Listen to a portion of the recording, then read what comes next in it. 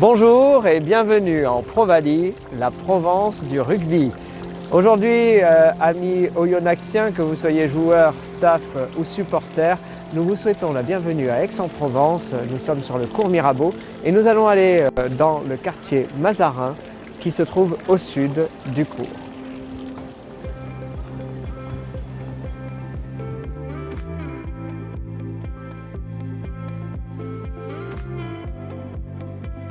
Ici, nous sommes devant le dernier hôtel particulier qui a été construit dans le quartier Mazarin au XVIIIe siècle, l'hôtel Bonnet de la Beaume.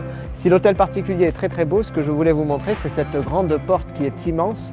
En fait, cette porte, de par sa taille, on pense que c'est une ancienne porte du rempart qui a été réutilisée pour montrer la richesse de monsieur Bonnet de la Beaume.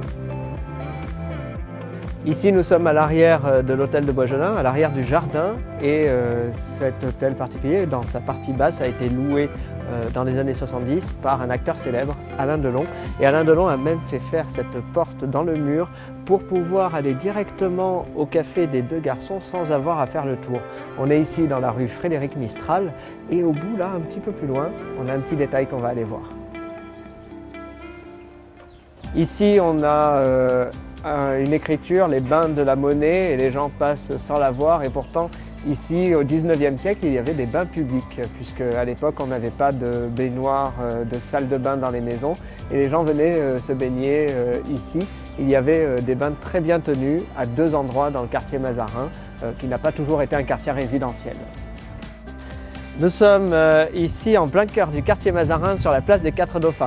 Et le nom de Mazarin ne vient pas du premier ministre du roi Louis XIII, comme on pourrait le penser, mais de son frère, Michel Mazarin, qui a été archevêque de la ville au XVIIe siècle et qui a créé ce quartier. Ça a été un grand bâtisseur puisqu'il a grandi la ville d'un tiers, mais en faisant ce quartier, il ne fait pas que le bien public, puisqu'il a aussi fait le bien de son porte-monnaie. Il a gagné beaucoup d'argent avec ce quartier. Et oui, déjà à l'époque.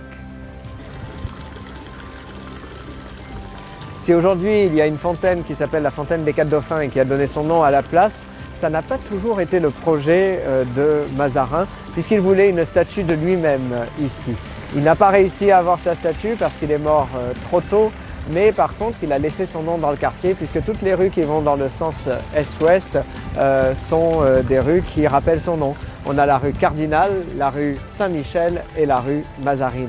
Cardinal, Michel, Mazarin, son nom était dans le quartier au XVIIIe siècle.